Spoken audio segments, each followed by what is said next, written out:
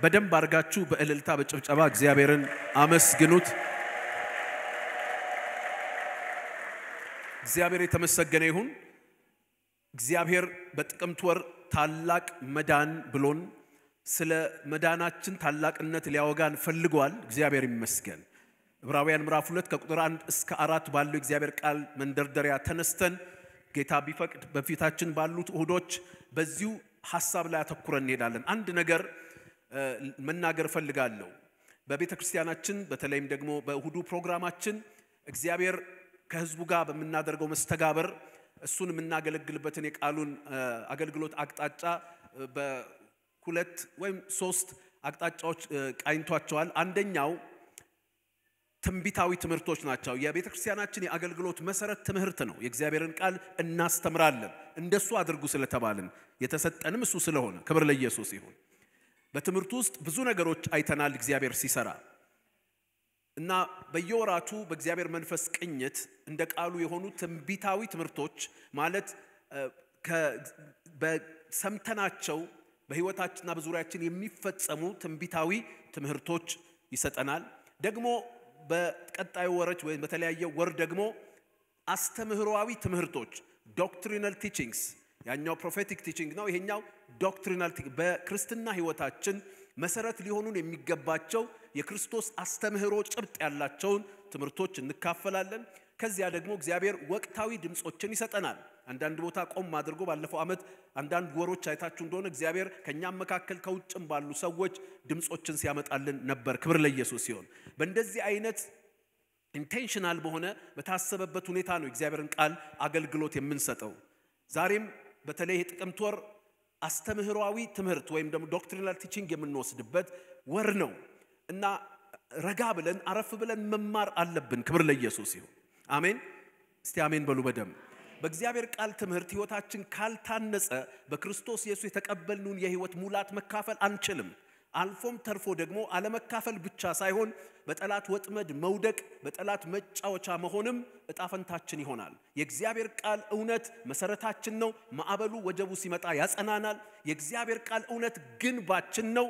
የማናቸውም የጠላት ጥቃትና ፍላጻ እንዳይደርስብን ይከላከላል። የእግዚአብሔር ቃል ትምህርት ጦራችን ነው።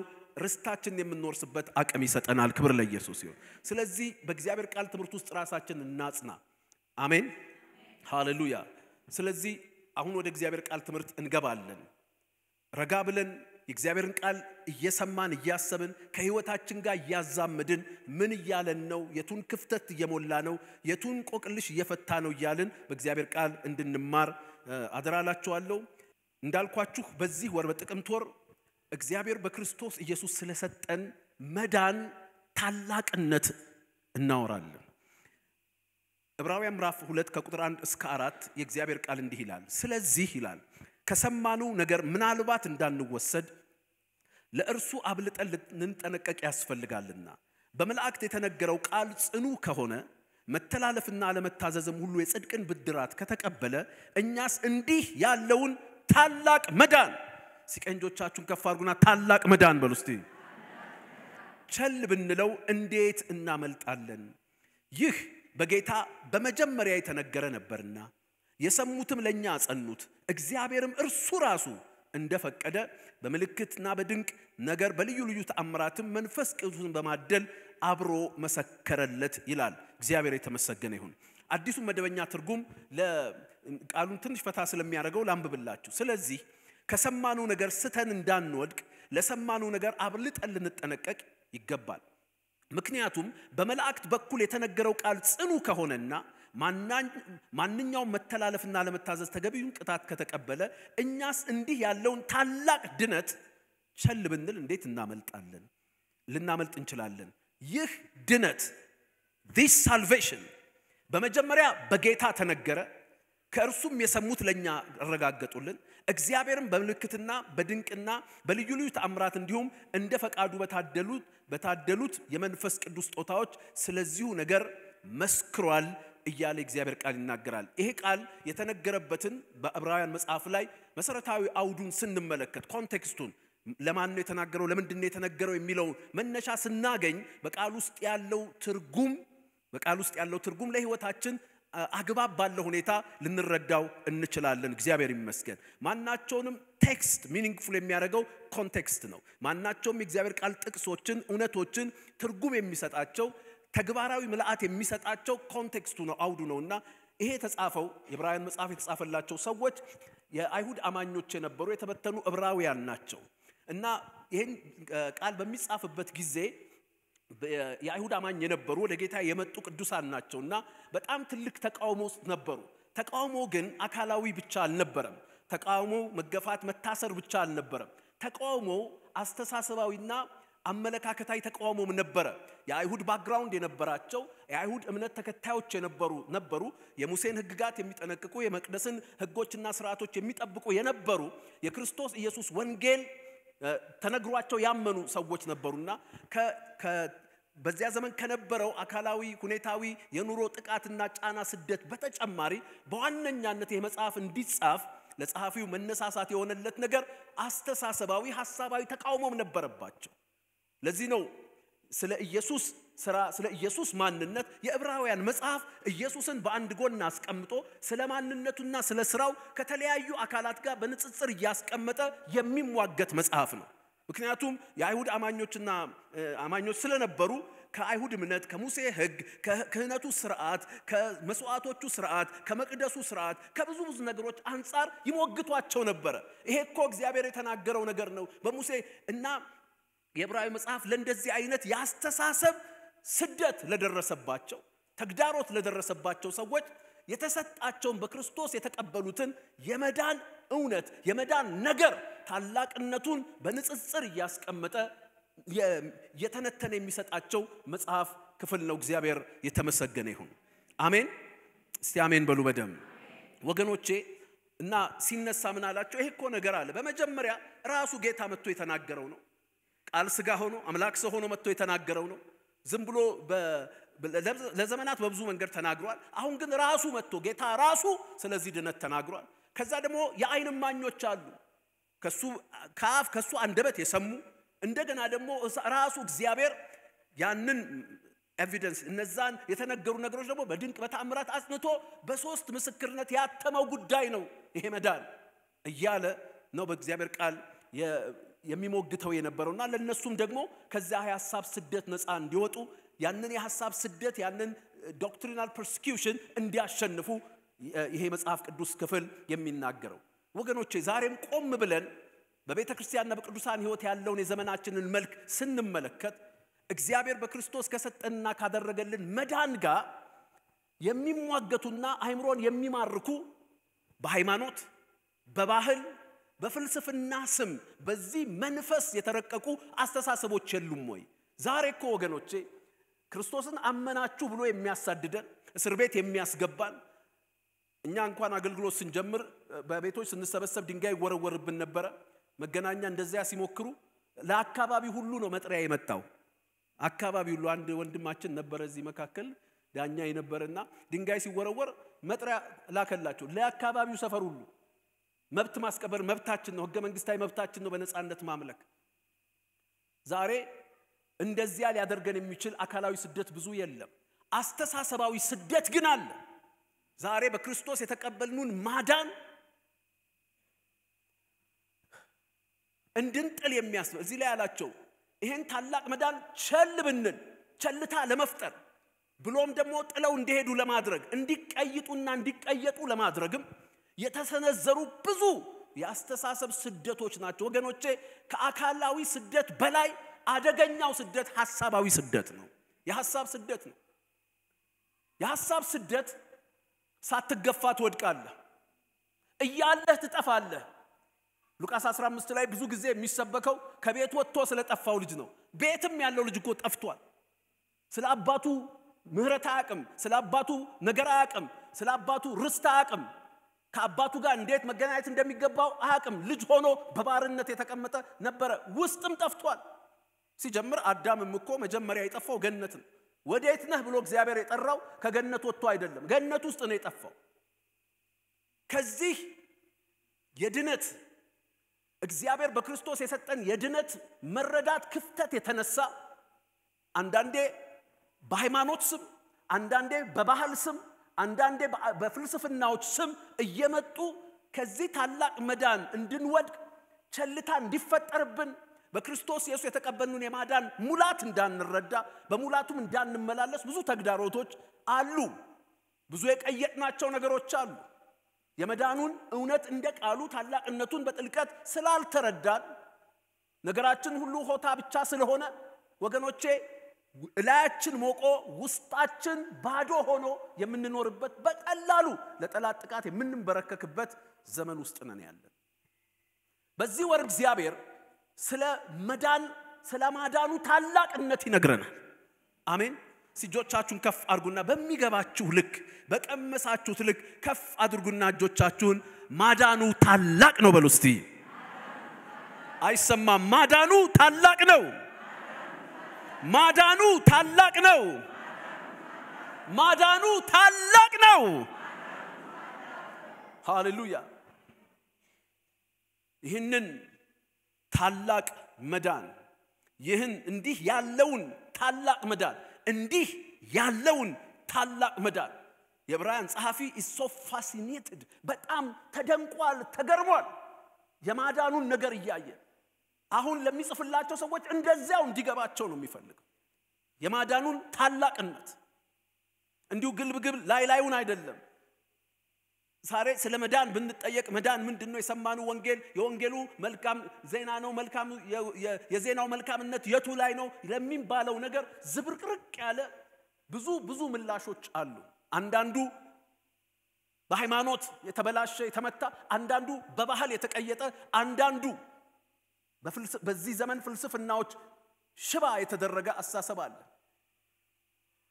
እግዚአብሔር በዚህ ወር ቁጭ አድርጎ ስለ መዳኑ ታላቅነት አንድ በዚያ እያለ ያስተምረናል፣ ይናገረናል። እጆቻችሁን ከፍ አድርጉና ማዳኑ ታላቅ ነው በሉ እስቲ። ማዳኑ ታላቅ ነው። ማዳኑ ታላቅ ነው።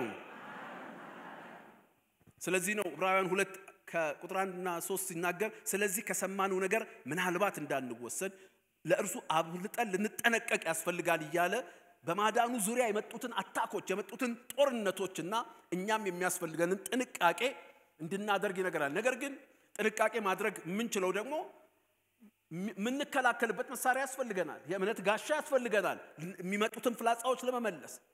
የመዳን ራስ ቁር ያስፈልገናል በሐሳባችን ላይ የሚመጣውን የጠላትን ውዥንብር ለማክሸፍ። እግዚአብሔር ይመስገን። ሃሌሉያ። መቼም የተሳሳትኩ አይመስለኝም። በዚህ ዘመን የሰጧችሁ ትንታኔና የሰጧችሁ ኦብዘርቬሽን ስተት ያለበት አይመስልኝም። አይደለም ወይ? ዛሬ ክርስትናችን በሃይማኖት መንፈስ አልተቀየጠም ወይ? ክርስትና ህይወት ነው። ክርስትና መኖር ነው። it is a divine lifestyle እንጂ በሆኑ ስርዓቶችና ወጎች የምንለማመደው እኛ የሌለንበት ህይወት አይደለም። አንዳንድ እምነቶች እነሱ የሌሉበት እነዛን ድርጊቶች ካደረጉ እንደጸደቁ የሚሰማቸው የህይወታቸው ለውጥ የማይነካ የህይወታቸውን ክፍተት የማይጠቁም የዘላለም ተስፋ የማያስረግጥ የእምነት ስርዓቶች አላቸው። ያደርጋሉ የሚደረገው ግን it has never connect አያረግም ከህይወታቸው ጋር። እኔ በአንድ ክርስትና አስተምሮ ጥያቄ ወደቀብኝ በጣም ልጅ ሆኜ ማለት ነው። እና እኛ ሴትዮ እኛ ሰፈር ለወጣቱ ሁሉ መበላሸት ምክንያት የሆኑ ሰው ናቸው። ትልቅ መጠጥ ቤት አላቸው፣ መሸታ ቤት አላቸው፣ ምናምን አለ በጣም ብዙ ብሽት እና ሲሞቱ እኚህ ጻድቅ ሰው ተብለው ነው የተቀበሩት። እና ካህናቶቹ ቆመው ጻድቅ ሰው ናቸው ይላሉ። ግን በሰፈራችን ምን አይነት ሜስ እንደተፈጠረ እናውቃለን። ትዳር የተፋታባቸው ብዙ ነገር አለ። እና እኔ ጥያቄ ተፈጠረብኝ በልጅነት ይሄን ነገር ስሰማ ምን ማለት ነው? አያችሁ እኚህ ሴትዮ ካህናቱ እንደዛ እንዲሏቸው ያደረጉት አለ። ግን ያ ነገር የህይወታቸውን ይዘት የተግባራቸውን ነገር አይነካም። አሁንም እንደዚህ የሆንባቸው ነገሮች አሉ። ኢቭን በወንጌል አማኞች መካከል ከህይወት የማይነካካ እምነት፣ በስራ የማይገለጥ እምነት ያዝንበት የመዳናችንን ታላቅነት ካለመረዳት የተነሳ ይገቡብን ነገሮች አሉ።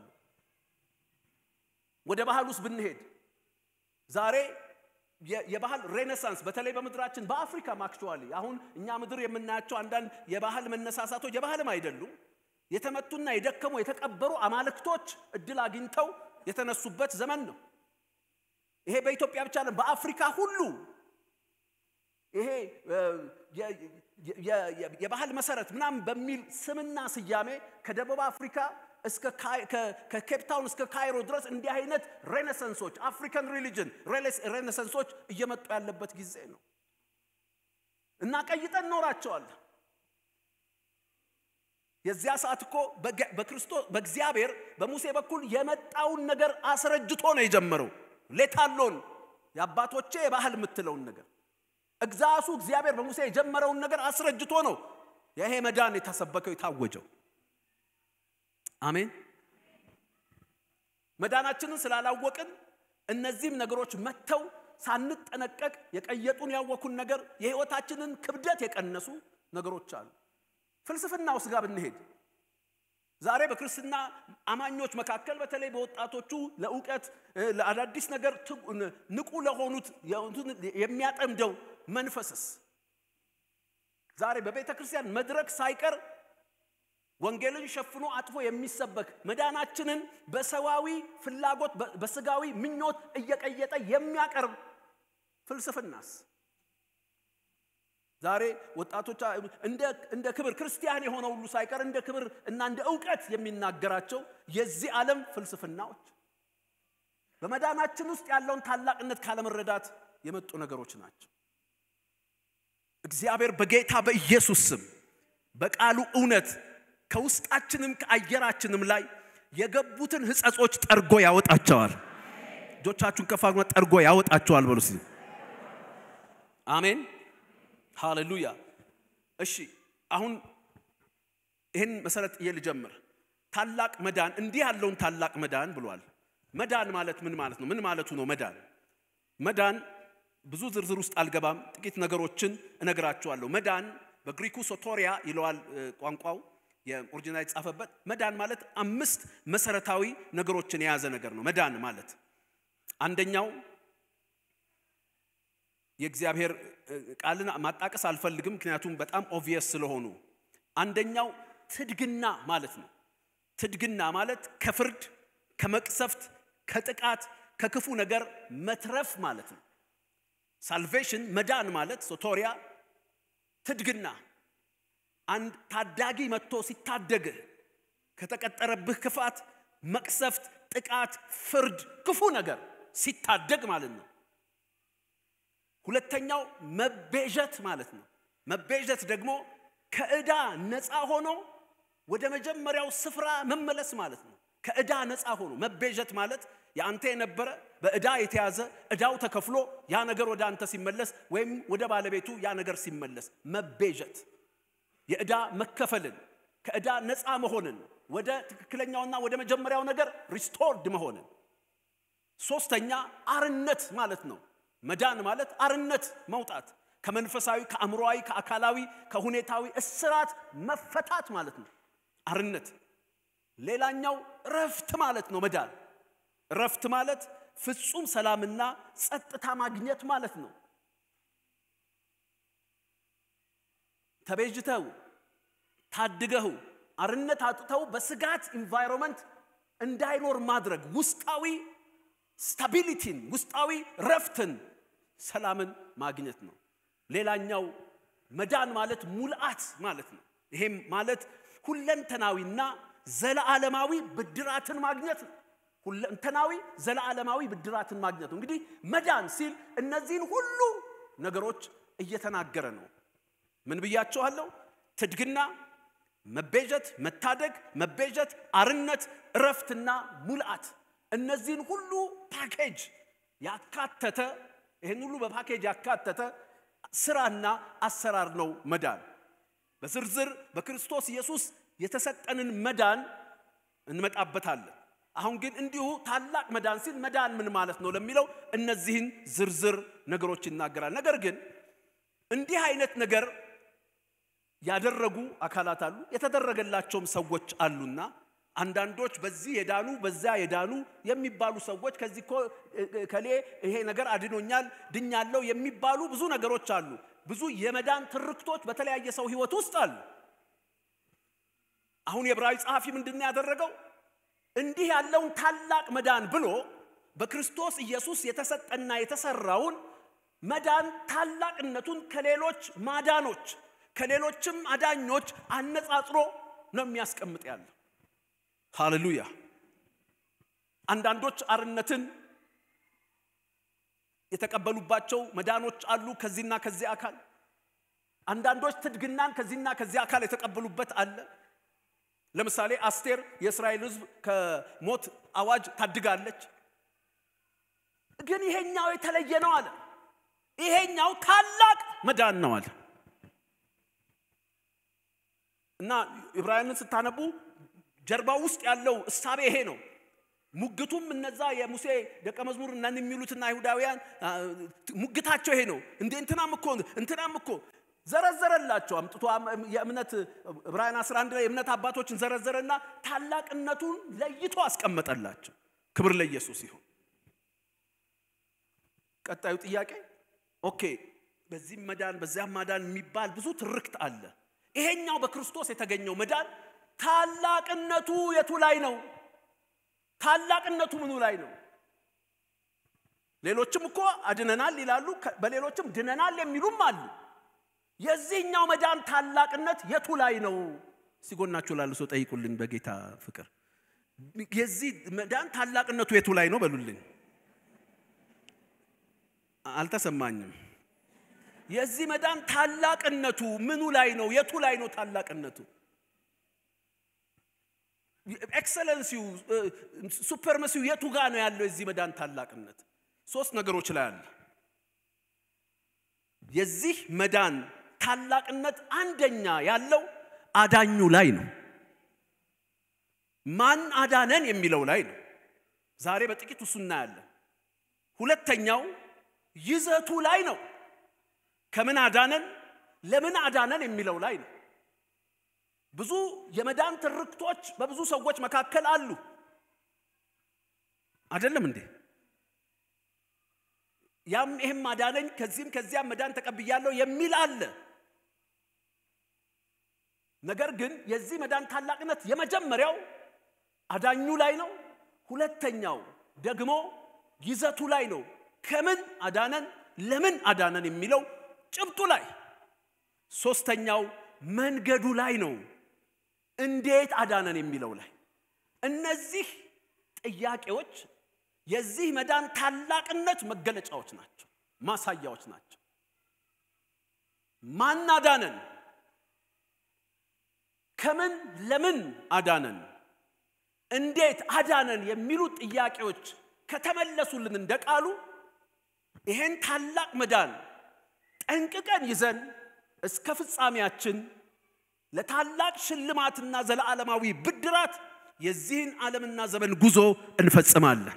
ከሙሉ የመዳኑ በረከት ጋር ከሙሉ የመዳኑ ትሩፋት ጋር ኢየሱስ ያድናል። እጆች ከፍ ይበሉ። በጌታ በኢየሱስም ከዚህ ወር ጀምሮ በህይወታችሁ የተምታታ የተሸቀጠ የጎደለ ክፍተት ያለበት የመዳን ህይወት በኢየሱስም አትኖሩም። በክርስቶስ የተቀበላችሁት ማዳን ጥልቀቱ እየገባችሁ ከሙላቱ እየተካፈላችሁ ከበረከቱ እየተሞላችሁ በኢየሱስም ትራመዳላችሁ። አሜን። እሺ ሃሌሉያ። የዚህ መዳን ታላቅነት ምኑ ላይ ነው ብለናል? አዳኙ ላይ ነው። ማን አዳነን?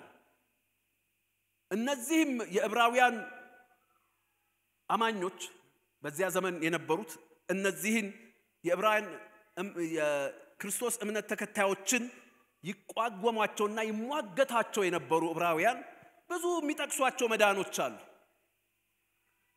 በመላእክት በሙሴ በመናምን የተቀበሏቸው ብዙ ማዳኖች እንዳሉ ያጣቀሱ፣ ነገር ግን የዕብራውያን ጸሐፊው ያነሳ ይሞግታቸዋል። እና አንዱ የሚሟገትበት አቅጣጫ ይሄ እኮ መዳን ታላቅ ያደረገው አዳኙ ነው፣ ማን አዳነን የሚለው ላይ ነው ብሎ ውጥር ያደርጋቸዋል። ሙሴን ቢያነሱ፣ ኤልያስን ቢያነሱ፣ ዳዊትን ቢያነሱ፣ አሮንን ቢያነሱ፣ አዎ በእነዚህ ሰዎች እኮ የተቀበላችኋቸው ማዳኖች አሉ እኮ። በመላእክት የተቀበላችኋቸው ኮማዳኖች አሉ በምድረ በዳ ጉዟችሁ በሙሴ የተቀበላችሁት በአሮን በተለያዩ በነ ዳዊት በተለያዩ ሰዎች ይሄኛው ማዳን ግን ከዚያ ይለያል አንዱ ልዩነቱ አዳኙ ነው ሃሌሉያ የዚህ ማዳን ታላቅነት የመጀመሪያው ማሳያ ማን አዳነን የሚለው ነው ሙሴ አይደለም አሮን አይደለም ዳዊት አይደለም አሁን ይሄን ታላቅ መዳን የሰራው የመዳኑን ታላቅነት ያበሰረው እና ያጸናው አንደኛውና ዋናው ነገር ያዳነን ሰው አይደለም አሜን በሉስ ይበደም ሰው የሆነ እንጂ ሰው አይደለም የእግዚአብሔር ልጅ ራሱ እግዚአብሔር ከሰማያት ወርዶ ከድንግል ማርያም ስጋን ለብሶ ተወልዶ ሃሌሉያ ኢንተርሚዲየት የሌለው አሜን በስላሴ መካከል ካልሆነ እግዚአብሔር እዛ የሰው ልጅ እዚህ ብሎ መካከል ማንንም ሳይገባ ራሱ መካከለኛ ሆኖ አሜን በሉስ ይበደም ይሄም ማዳን ታላቅ የሚያደርገው ጀግናው ዳዊት ሃሌሉያ ኃያሉ ከሌ ኃያሊቷ ከሌ የሚባል ያልሆነ የእግዚአብሔር ልጅ የናዝሬቱ ኢየሱስ አሜን በሉስ ይበደም ዕብራውያን ምዕራፍ 1 ቁጥር 1 ላይ ይሄን ብሎ ነው የሚጀምራቸው እኮ ከጥንት ጀምሮ እግዚአብሔር በልዩ ልዩ መንገዶች እና ጎዳናዎች በነቢያት ምናምን ተናገረን ማለት ያው ታውቃላችሁ እነሱ በሚገባቸው ቋንቋ እግዚአብሔር ሲናገር መዳን አለ ወደ እግዚአብሔር ጮሁ እግዚአብሔርም ለቅሷቸውን ሰማ ከዚያስ ቃሉን ላከ ፈወሳቸው ከጥፋታቸው አዳናቸው ቃሉን ላከ እና የመዳንን ቃል የላከበት ብዙ ኤጀንቶች ነበሩት አለ መላእክትን ተጠቅሟል ሰዎችን ተጠቅሟል ሁኔታዎችን ተጠቅሟል ማት ነገር ተጠቅሟል ፍጥረትን ተጠቅሟል እና የሆነ መዳን ሰጥቷችሁ ነበር አሁን ግን ቃል ልኮ ሳይሆን ቃሉ ራሱ መጣ ቃሉ ራሱ ስጋ ሆኖ በመካከላችሁ መጣ የመዳኑን ታላቅነት የሚገልጠው አንደኛ አዳኙ ነው ወገኖቼ እኔና እናንተ ድነት ያገኘንበት ዳንን ትድግና ያገኘን ተፈታን የምንልበት መሰረቱ ያዳነን ሰው አይደለም ያዳነን መልአክ አይደለም ያዳነን ቅዱሳን አይደሉም ያዳነን ሃሌሉያ ራሱ እግዚአብሔር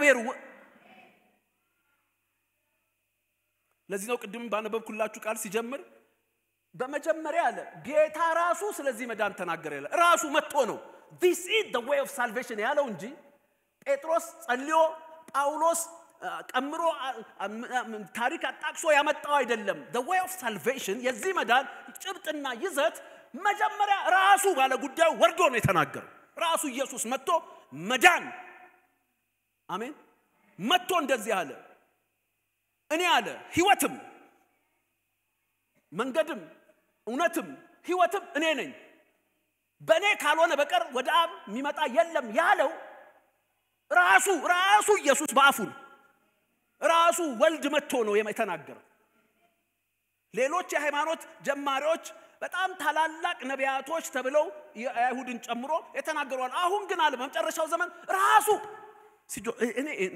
እኔ ልቤን እንዳሞቀኝ እግዚአብሔር ያሙቃችሁ አሜን እኔን ያዳነኝ ራሱ እግዚአብሔር ነው ወታደር አላከልኝም መልአክ አላከልኝም ኃያላን ቅዱሳን ነቢያት ራሱ እኔ መቀመቅ ጋር መጥቶ እኔ ጨለማ ጋር መጥቶ እኔ የወደኩበት ዓለም ህይወት ጋር መጣና ለኔም ሆኖ እኔንም ሆኖ የታደገኝ ራሱ ታላቅ የሚያደርገው ለዚህ ነው አሜን አሜን አንደኛ ዮሐንስ ምዕራፍ 4 ቁጥር 14 ላይ እንዲህ አለ እኛም አይተናል አባትም ልጁን የዓለም መድኃኒት ሊሆን እንደላከው አባትም ልጁን አሁን መልአክ አላከም ነቢያት አላከም ማካና ምንም አላከ ራሱን ልጁን የዓለም መድኃኒት እንዲሆን ይሄ ነገር ስለ መዳናችን ገብቶን ታላቅነቱ ነፍሳችንን ሊያሞቅ ይገባዋል ያዳነ ሰው ቢሆን ተጠረጥረዋል ይደክማል ትላለ ያዳነ ራሱ ነው አሜን ሃሌሉያ ዕብራውያን ምዕራፍ 5 ቁጥር 9 እና 10 እንዲህ ይላል ከተፈጸመም በኋላ በእግዚአብሔር እንደመልከ ጸድቅ ሹመት ሊቀ ካህናት ተብሎ ስለተጠራ ለሚታዘዙት ሁሉ የዘላለም መዳን ምክንያት ሆነላቸው ይላል። የዘላለም መዳን ምክንያት ሆነላቸው። ከዚያስ ስለ እርሱም የምንናገረው ብዙ ነገር አለን። አሁን ስለዚህ ስለ አዳኙ ስለ እርሱ የምንናገረው ብዙ ነገር አለን። ጆሮአችሁ ስለበሰዙ ግን በቃል ልንተረጉመው ጭንቅ ነው አለ። የመዳኑን ታላቅነት ከአዳኙ አንፃር ልነግራችሁ ከመዳኑ ይዘት አንፃር ብዙ ነገር አለ።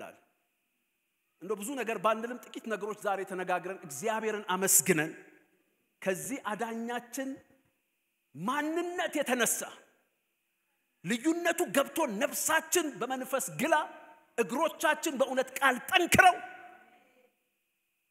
በፊታችን ያሉ ቀኖችን ረግጠን የምናልፍበት አቅም እግዚአብሔር ይስጠን። አሜን። ጥቂት እንናገር። እንዲህ ይላል እግዚአብሔር ቃል ኢሳይያስ 63:9 አንድ የመዳንን ትርክት ያስቀምጥና ምን ይላል? በጭንቃቸው ሁሉ እርሱ ተጨነቀ። ከዚያስ የፊቱ መልአክ አዳናቸው ይላል። አሁን በመልአክ በኩል የተሰጣቸውን ድነት ነው የሚናገረው ለእስራኤል ልጆች። በመልአክ በኩል የሰጣቸውን ትድግና ነፃነት ነገር ነው የሚናገረው። አዳናቸው ይልና ከዛ ተመልከቱ። በፍቅሩና በርህራሄው ተቤዣቸው በቀደመው ዘመን ሁሉ አንስቶ ተሸከማቸው ይልና ቁጥር 10 ላይ እነርሱ ግን አመጹ። ሊያድናቸው በተላከው መልአክ ላይ አመጹ። ከዚያስ ቅዱስ መንፈሱን አስመረሩ፣ አመጹበት። ስለዚህ ተመልሶ ጠላት ሆናቸው፣ እርሱም ተዋጋቸው ይላል። ይገርማቸዋል። ተመልከቱት እኮ ውበቱን፣ የማዳኑን ውበት እንነሳ። በጭንቀታቸው ስለሱ ተጨነቀ። ከዚያ የፊቱ መልአክ ላከላቸው፣ በፍቅሩ በርህራሄው ተቤዣቸው። ይሄ ሁሉ ይዞ መጣ።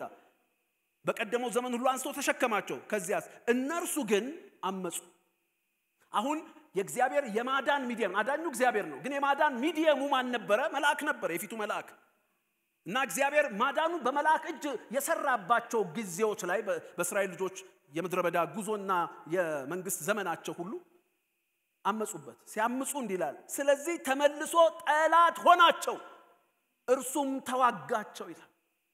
እንዲህ አይነት ድንቅ ታላቅ መዳን ሰጥቷቸው ሲያምጹበት ግን ተመልሶ ጠላት ሆናቸው፣ ተመልሶ ተዋጋቸው። ይሄን የኛን መዳን ታላቅ የሚያደርገው ሃሌሉያ ያዳነን የናዝሬቱ ኢየሱስ የእግዚአብሔር ልጅ የመሆኑ ልዩነት ከዚህ አንፃር የሚታየን እንዲህ ይላል እግዚአብሔር ቃል ዕብራውያን 4:14-16 እንግዲህ በሰማያት ያለፈ ትልቅ ሊቀ ካህናት የእግዚአብሔር ልጅ ኢየሱስ ስላለን እሱ ስለሆነ አዳኛችን ጸንተን ሃይማኖታችንን እንጠብቅ።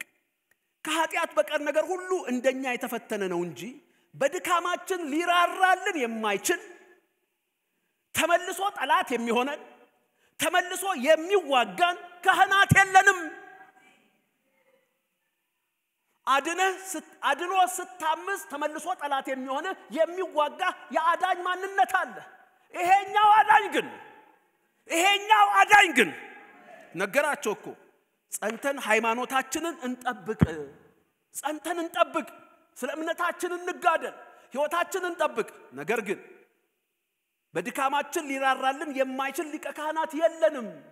ወገኖቼ የመጀመሪያው ልዩነት ይሄ ነው። እሱ አዳኛችን በመሆኑ የእግዚአብሔር ልጅ ኢየሱስ አዳኛችን አዳኙ ልዩነት የፈጠረው አንደኛው ነገር ኢየሱስ የሚራራ አዳኝ መሆኑ ነው። እጆቻችሁን ከፍ አድርጉና የሚራራ አዳኝ አለኝ በሉ እስቲ። አልተሰማኝም? የሚራራ አዳኝ አለኝ በሉ እስቲ። በደንብ አድርጋችሁ የሚራራ አዳኝ አለኝ። ሃሌሉያ። ተመልሶ ጠላት የሚሆንህ የሚዋጋህ አይደለም። ወረዳልና ቁጥር 16 ላይ እንግዲህ ምህረት እንድንቀበል በሚያስፈልግ ጊዜ የሚረዳን ጸጋ እንድናገኝ ወደ ጸጋው ዙፋን ባይዘዌ ጸጋና ዙፋን የሚገናኙ አይደለም። ዙፋን ስልጣን መግለጫ፣ ፍርድ ማወጃ። የዙፋኑን ምስሎች በብሉይ ኪዳን ስትመለከቱ እሳት የሚወጣበት መብረቅ የሚወጣበት የሚባል ነው። አሁን ግን ይሄ አዳኝ ሃሌሉያ አሜን በሉ ሲበደም በአመጽ ሂደት መንፈሱ ሲወቅሰን የፍርድ ዙፋን አለ አሁን ያዘጋጀው ለሱ ይደርሳል።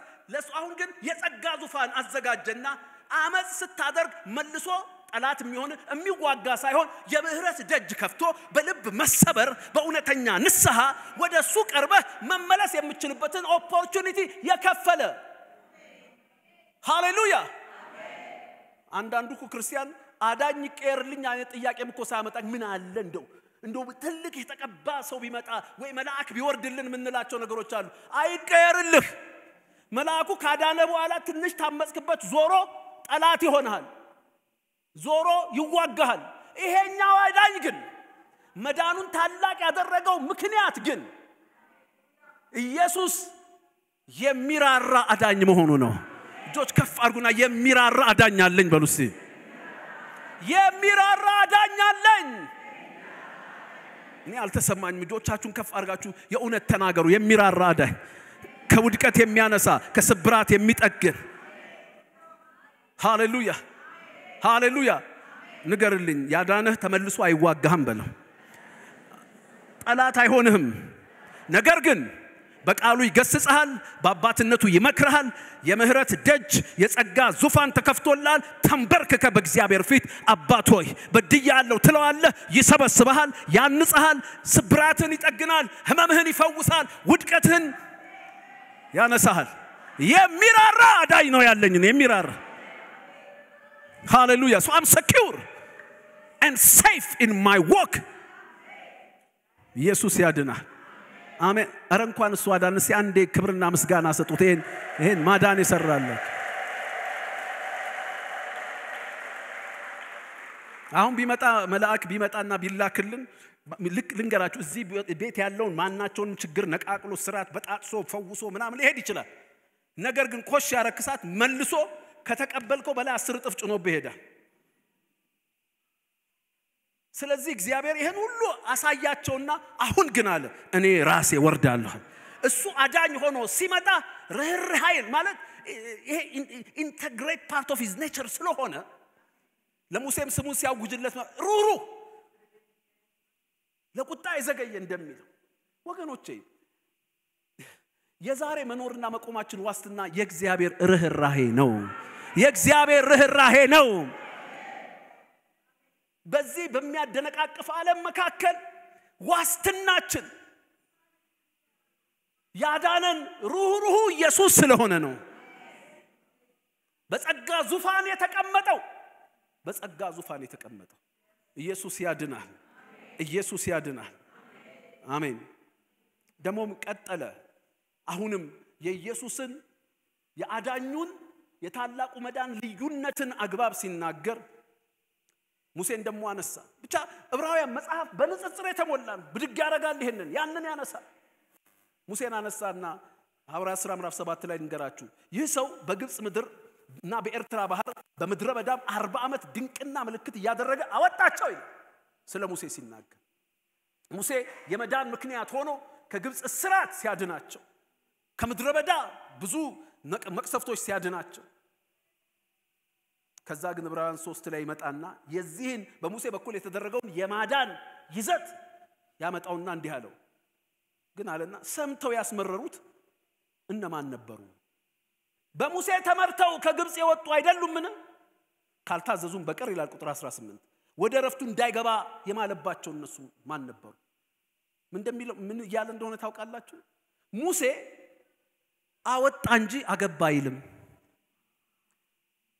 በሙሴ የተደረገው ማዳን ማውጣት እንጂ ማግባት አያውቅም አወጣቸው በኋላ ግን በዚያና በዚያ ምክንያት በመድረ በዳ ቀሩ አገባቸው አይልም በቃ ማናቸው የተቆጣባቸው ነው መድረ በዳ ያስቀራቸው ከግብጽ ምድር ግን የሰሙት ከግብጽ ምድር ትወጣላችሁ ማርና ወተት ወደምታፈስ ምድር ትገባላችሁ የሚለውን የተስፋ ሙላት ይዞ መጥቶ ነገራቸውና በኋላ ግን አልቻለም የሚችለውን አደረገሱ ይሄ አዳኝ የሚችለው አወጣቸው መቅሰፍቱን ባህሩን በዙሪያ በመድረ በዳ የነበሩ ጠላት ጊንጡን ምኑን ረሃቡን ጥማቱን ሁሉ እያሸነፈ ያዳናቸው የደገን ማስገባት አልቻለም የኔና እናንተ አዳኝ ግን ማስወጣት ብቻ ሳይሆን ማስገባትም ያቀበታል አሜን በሉ እስቲ በደም እጆቻችሁን ከፍ አድርጉና ኢየሱስ በሉ እስቲ ኢየሱስ የሚያስወጣ ብቻ ሳይሆን የሚያስገባም ነው። ከኃጢአት እስራት ያወጣል፣ ከበሽታ ያወጣል፣ ከአጋንንት እስራት ያወጣል። ነገር ግን አውጥቶ የምድረ በዳ ተቀበዝባዥ አያረግም። ወደሱ ህይወት፣ ወደ አባቱ ዙፋን፣ ወደ ሰማይ ዙፋን የሚያስገባ አቅም ያለው የጀመረውን ሳይጨርስ የሚዘበትበት ያልሆነ መስራት ከጀመረ መፈጸም የሚያቅ በአንቺ ህይወት በአንተ ህይወት ማውጣት ጀምሮ የለ ማግባትም ያሳያል። ክብር ለኢየሱስ። እጆቻችሁን ከፍ አድርጉና የኔ አዳኝ አሁን እኮ መውጣት ብቻ አርገነዋል። ክርስትናውን መውጣት ከአጋንንት ስራት መውጣት ከበሽታ መውጣት አርገነው ከዛ በኋላ የወጣው ሰውዬ በክርስቶስ ህይወት ወደ እግዚአብሔር ፊት በመቅረብ በመግባት ሂደት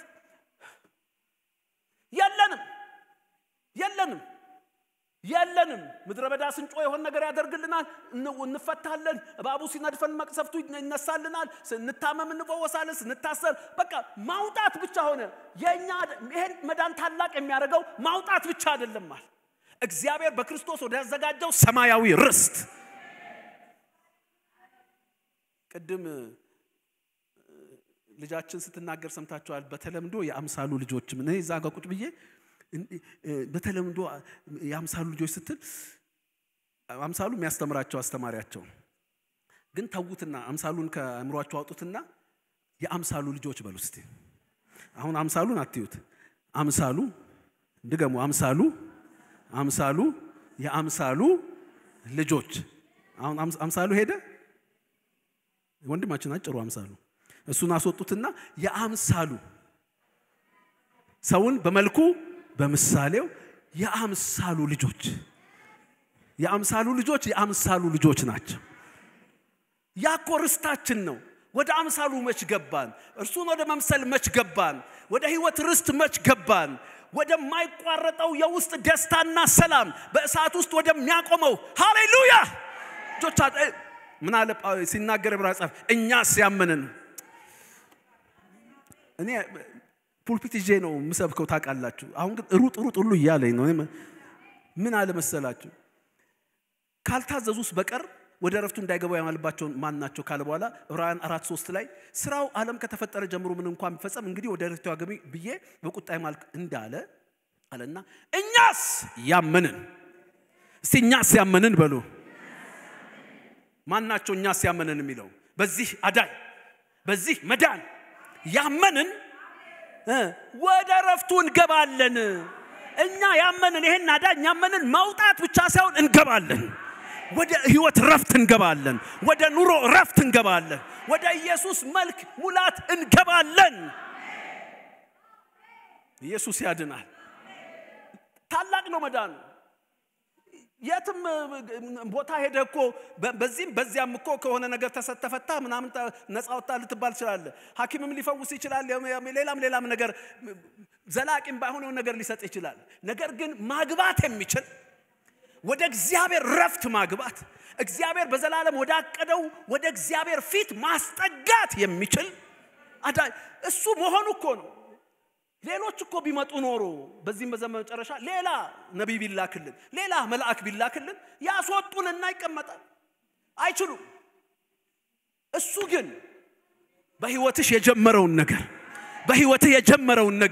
በአገልግሎት የጀመረውን ነገር በማውጣት ያጠናቅቅም። ከዛ አስመስክሮ እንዲነበርኩ እኮ እንደዚህ ሆኛለሁና ጌታ እንዲህ አደረገልኝ፣ ታመመ ነበር ተፈውሻለሁ፣ እንዲህ ታስሬ ነበር እንዲሆኛ ነበር እንዲሆኛለሁ፣ ከዚህ ወጥቻለሁ፣ ወጣው ዳንኩኝ አወጣኝ ምናምን ብለህ የምታቆም አይደለም። ገና even half is not done። ገና እሱ ቦግ እያለ ነው አዳኝህ አውጥቶ በዚያ ያስመሰከረ አይሟሟቅም። ገና አለ ይላል። ገና ያልተወረሰ ተራራ አለ፣ ገና ያልተረገጠ ምድር አለ፣ ገና ያልገባህበት ራልም አለ። አዲስ ደረጃ አዲስ ገጽታ አለ። ገና ትገባለህ። capable ነው እሱ ይችላል እሱ ኢየሱስ ያድን። እጆቻችሁን ከፋር እንደወጣሁ እገባለሁ በል። እንደወጣሁ ድርድሩ ምን ነበር መሰላችሁ? ሲወጡ እንመለሱ ግብጽ እንመለስ ዴሊቨራንስ ሁሉ ጠፋባቸው። ከእስራ ሁሉ ነገር ጠፍቶባቸው የግብጽ ሽንኩርት ምናምን ይሄኛው አዳኝ እንዲህ ማያስብልህም። በፊትህ የዘላለምን ርስት እየሳለ የህይወት ለውጥ ክርስቶስን የመምሰል ግርማን እየሳለ በክፋት መናፍስት ስርዓቶች ላይ ያለህን ኃያልነት እየሳለ ናንሂድ ይልሃል። ኢየሱስ ያድናል። አሜን። ዕብራውያን ምዕራፍ 6 ቁጥር 19 ይህም ተስፋ እንደ ነፍስ መህልቅ አለን እርሱም በእርግጥ ጽኑ የሆነ ወደ መጋረጃው ውስጥ የገባ ነው። በዚህም ኢየሱስ እንደ መስቀል ሹመት ለዘላለም ካህናት የሆነው ለእኛ ለራሱ አይደለም ለእኛ ቀዳሚ ሆኖ ገባ።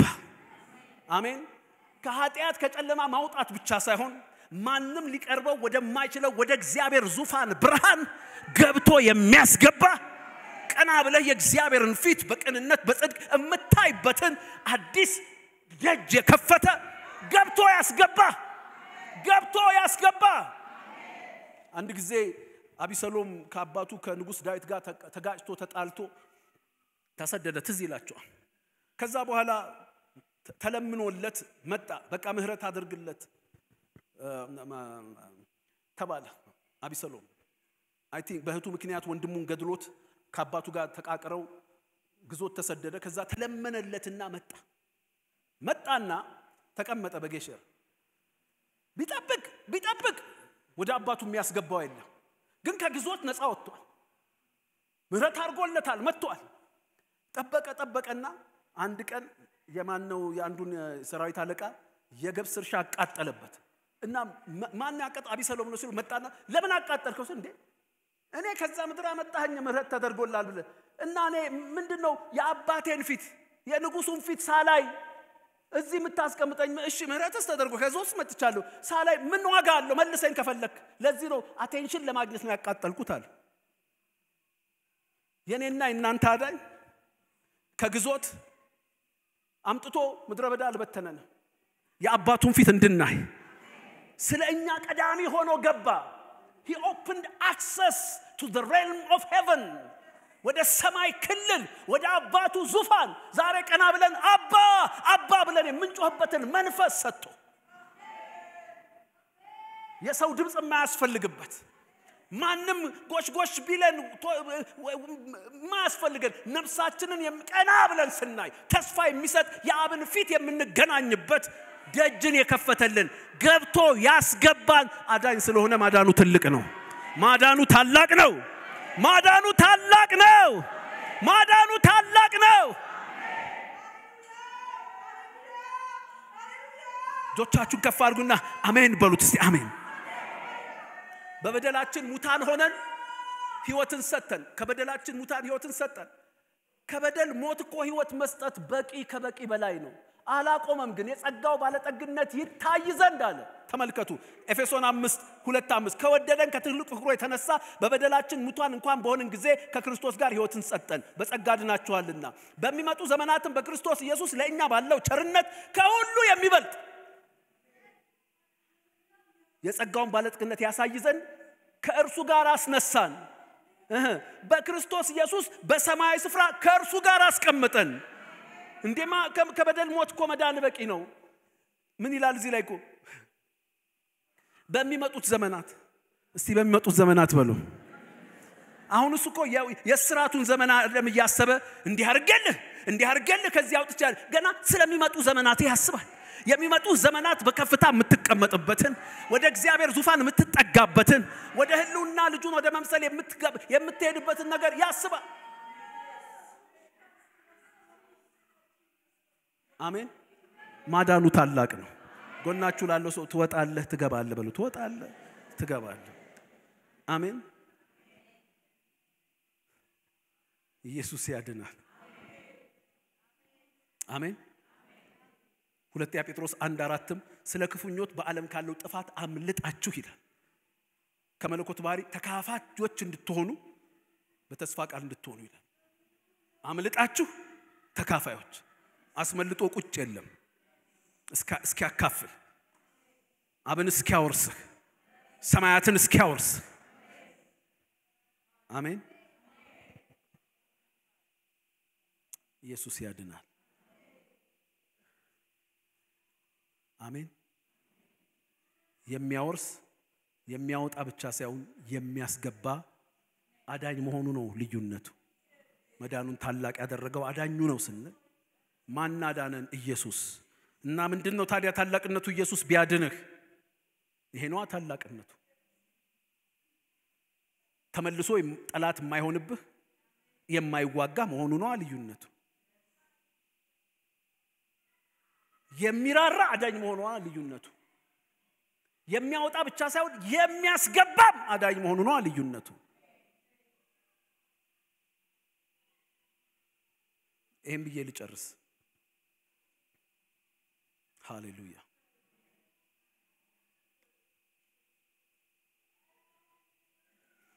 ደግሞ እግዚአብሔር አንዴ ለእስራኤሎች ትድግና ማዳን የሰጠባቸው ሰዎች ነበሩ ታውቃላችሁ። አንድ ሙሉ መጽሐፍ የተጻፈላቸው መሳፍንት፣ መጽሐፈ መሳፍንት 2:18 እንዲህ ይላል። እግዚአብሔርም መሳፍንትን ባስነሳላቸው ጊዜ እግዚአብሔር ከመስፍኑ ጋር ነበረ፣ ስለሚጋፏቸውና ስለሚጫነቋቸው በጮታቸውም ያዝን ነበርና በመስፍኑ ዘመን ሁሉ ከጠላቶቻቸው እጅ አዳናቸው። በማዘመን በመስፍኑ ዘመን አዳናቸው። መስፍኑ ግን ከሞተ በኋላ ይመለሱ ነበር ወደ ጥፋትም ወደ እስራትም። በመሳፍንቱ በኩል የነበረው ማዳን እስካሉ ድረስ መሳፍንቱ በህይወት እስካሉ፣ ሲሞቱ ግን የሰጧችሁ መዳን የሰጧችሁ ነፃነት አይተበቀም። ይሄን መዳን ታላቅ የሚያደርገው አዳኙ ነው። ማን አዳነን የሚለው ስናስብ መስፍኑ አይደለም ያዳነን፣ ያዳነን ኢየሱስ ነው። እና ልዩነቱ ምንድነው? ዕብራውያን 7:23-25 እነርሱም እንዳይኖሩ ሞት ስለከለከላቸው ካህናት የሆኑ ብዙ ናቸው፣ መሳፍንት የሆኑ ብዙ ናቸው። ምክንያቱም በእነሱ ዘመን ነው ሴፍቲው ያለው። እርሱ ግን ለዘላለም የሚኖር ስለሆነ ሲጆቻችሁን ከፋጉና ለዘላለም የሚኖር ስለሆነ በሉ እስቲ። ለዘላለም የሚኖር ስለሆነ አሁን እሱ ሞቶ ከሰጠን ማዳን ወይም የማዳኑን ዋስትና የማይጠብቅበት ዘመንና ሁኔታ ይፈጠራል ብለን እንዳንሰጋ ምን አለ? የማይለወጥ ክህነት አለው። ስለ እነርሱም ሊማልድ ዘወትር በህይወት ይኖራልና። ስለዚህ ደግሞ በእርሱ ወደ እግዚአብሔር የሚመጡትን ሊያድናቸው ፈጽሞ ሊያድናቸው ይችላል።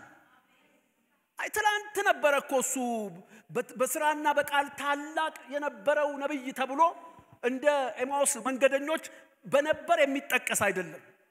በስራና በቃል እኮ ታላቅ የነበረ፣ አሁን ግን ሞቷል አሉት። ሞቷል፣ ከሞተም 3ኛው ቀን ነው አሉት። ስለዚህ በሱም የተጀመረው ማዳን በቃ ሞተ፣ አሁንም ተመልሰን እዛው ገባን አለው። አይደለም፣ እነሱ አልሰሙትም እንጂ እሱ ለካ ሕያው ነው። እሱ ለካ ሞትን ድል አድርጎ ተነስቷል።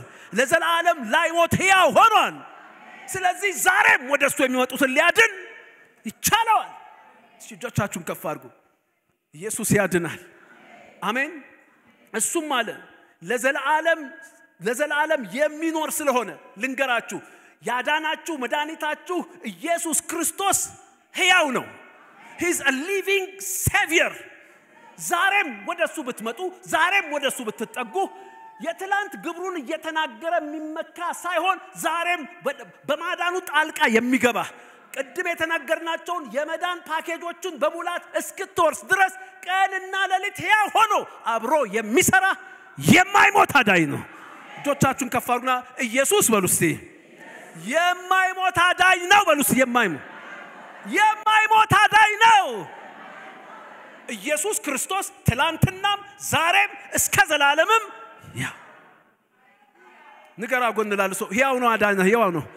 አዎ መመለስን አትፍራ፣ መጠቃትን አትፍራ። ሕያው ነው። ቀና ብለ ጠይቀው። ምን አለ? ስለዚህ ደግሞ እስቲ ስለዚህ ይሄን ልበላችሁ ዘወትር በህይወት ይኖራልና በሉ እስቲ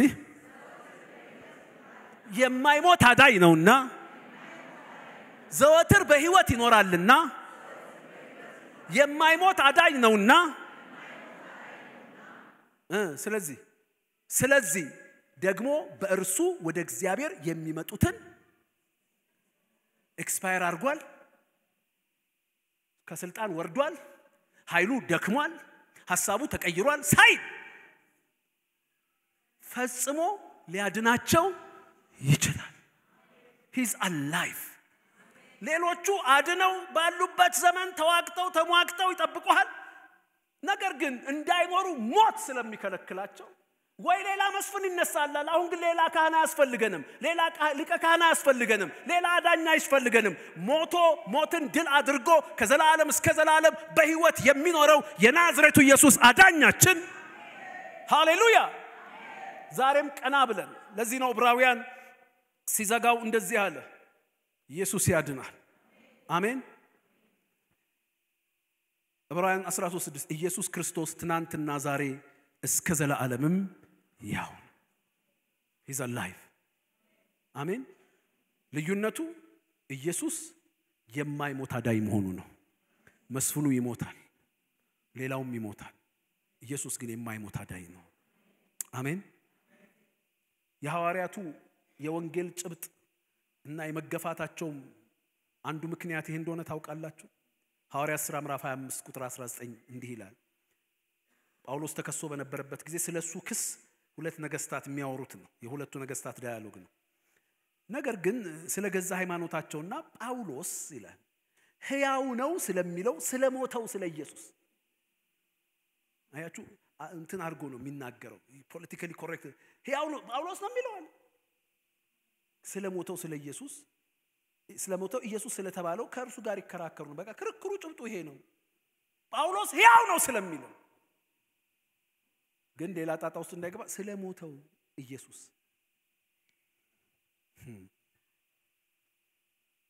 ወንጌሉ ጭብጣቸው ነው የነ ጳውሎስ ወንጌል የኢየሱስን ሕያውነት ኢየሱስ እኛን ስላዳነ እግዚአብሔር ወልድ የእግዚአብሔር ልጅ ሃሌሉያ አዳኝ በመሆኑ የኛ እሱ ስለሆነ እሱ ማዳኑ ልዩነቱ የማይሞት አዳኝ መሆኑ የማይሞት አዳኝ ዛሬም ሕያው ነው ነገም ሕያው ነው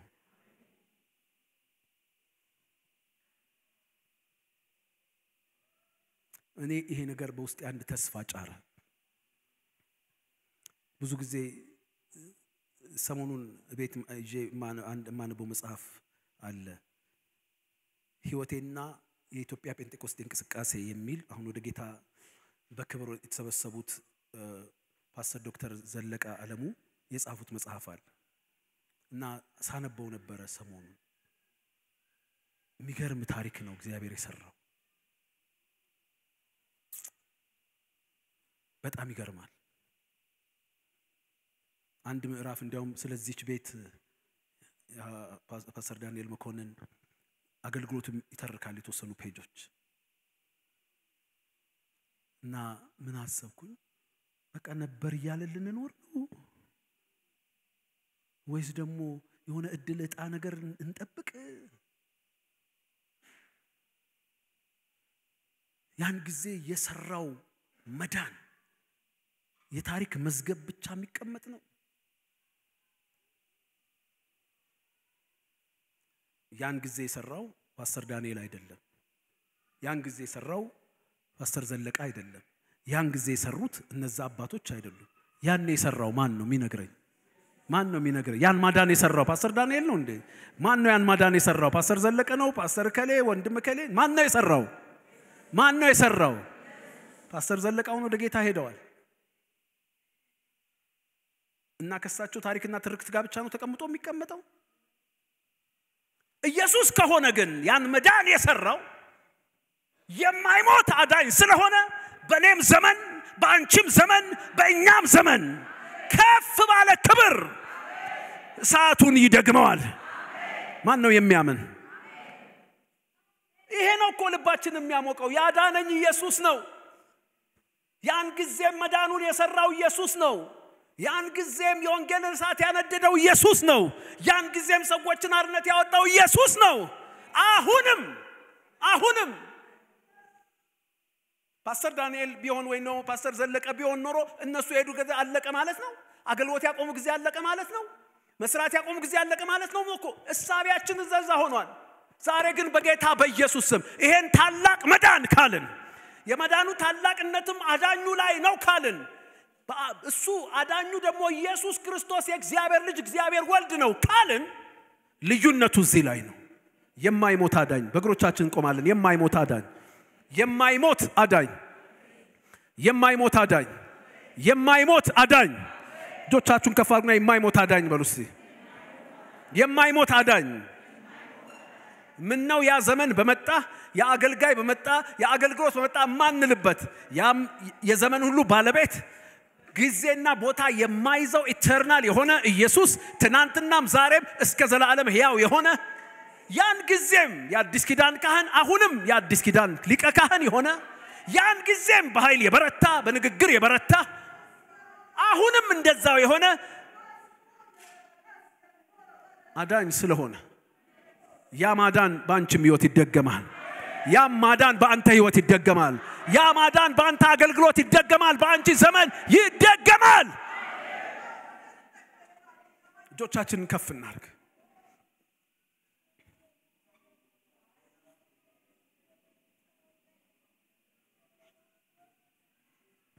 እንደ ቆምን ፓስተር ቢኒያም ይጨምርበታል። ይሄን ግን እናገራለሁ። ሌላ ልዩነት አለ። ኢየሱስ አዳኝ በመሆኑ መልአኩ ሳይሆን ሙሴ ሳይሆን አሮን ሳይሆን መሳፍንት ሳይሆኑ ኢየሱስ አዳኝ በመሆኑ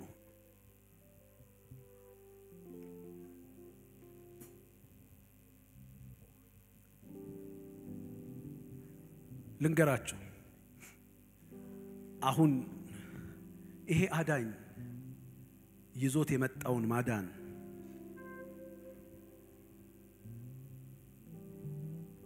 እምቢ ካልን ሌላ ተስፋ የለንም። አለቀ።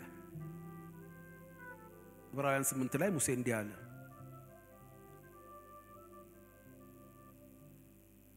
ከእስራኤል ቤትና ከይሁዳ ቤት ጋር የምገባው አዲስ ኪዳን አለ፣ ግን ከአባቶቻችሁ ጋር እንደገባሁት ኪዳን አይደለም። ያን ጊዜ እነሱ በኪዳኔ ምን አሉ አለ? ቸል አሉ። ኪዳኔን ተው፣ እኔም ቸል አልኳቸው። አሁን ግን አዲስ ኪዳን እገባለሁ አለ። በመላእኩም በሚስዮን በመሳፍንቱ በምንም የመጣው ማዳን ሁሉ የሚጠብቅ ተስፋ አለ። ፋይናል ሴ ያለው በእነዚህ ሁሉ መዳን ያቃተው እነሱ የመጨረሻ ፍርድ አይሰጡ። ሌላ ተስፋ አለ። የሚመጣል አሁን ግን የሚመጣው መጥቷል።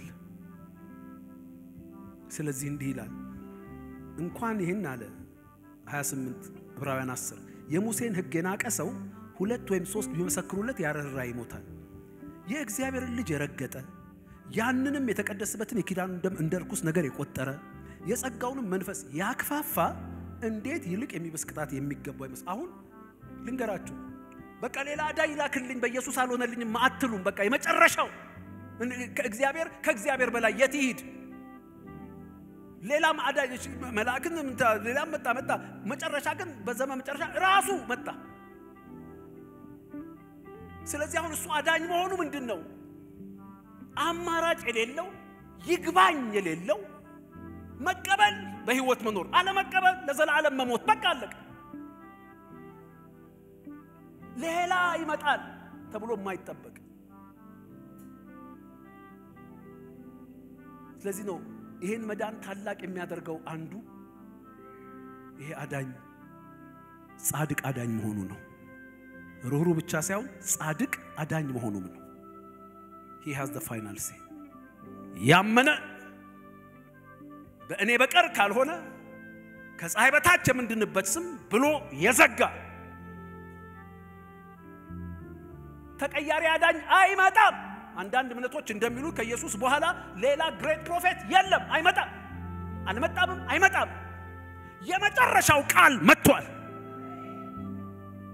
ይሄን መዳን ታላቅ የሚያደርገው የመጨረሻው አዳኝ መጥቷል የመጨረሻው አዳኝ አሁን በሱ የመጣውን መዳን መቀበል በህይወት መኖር አለመቀበል ለዘላለም መሞት ፒሪድ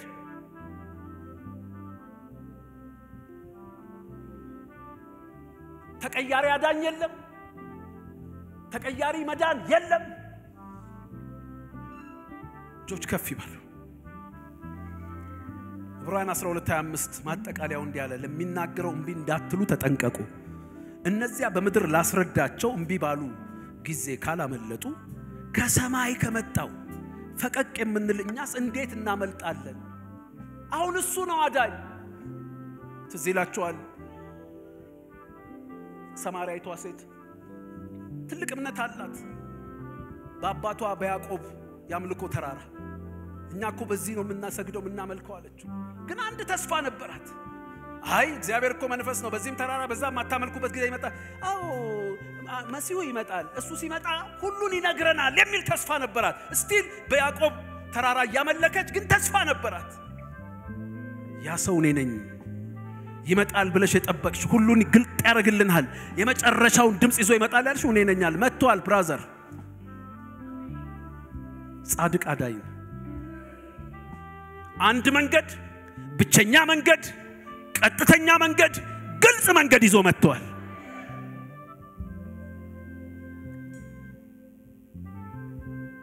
መንገድም እውነትም ህይወትም እኔ ነኝ በእኔ በቀር ወደ አብ የሚመጣ የለም ፒሪድ ያዕቆብ የሆነ ነገር ብሏታል ግን ደግሞ ተስፋም ሰጥቷታል የሚመጣ አለ ሙሴም አለ እንዲህ አላቸውና ግን አለ እንደኔ ያለ ነብይ ጌታ ይሰጣችኋል እሱ ሲመጣ እሱን ስሙት እሱን የማሰማ ነፍስ ከዚህ ተለይታ ትጥፋ ብሎ ሰጥቷቸዋል ሌላ ሰው አሁን ግን ሌላ ሰውም አልሰጠን ሌላ ማዳንም አልሰጠን ሌላ አዳኝም ተስፋ አልሰጠን የመጨረሻው ተስፋችን የናዝሬቱ ኢየሱስ መጥቷል ልዩ የሚያደርገው መዳኑን ይሄ ነው አፕግሬድ የሌለበት ጂሰስ 2.0 ማንጠብቅበት መዳን 2.0 የሌለበት ጻድቅ የሆነ አዳኝ መጥቶልናል ጆች ከፍ ይበሉ ስለዚህ ዛሬ በዚህ ጉባኤ ምንድነው የምትጠብቁት በቃ የኪዳኑ ደም ፈሷል የጸጋው መንፈስ ፈሷል የእግዚአብሔር ልጅ መጥቷል what else do you wait for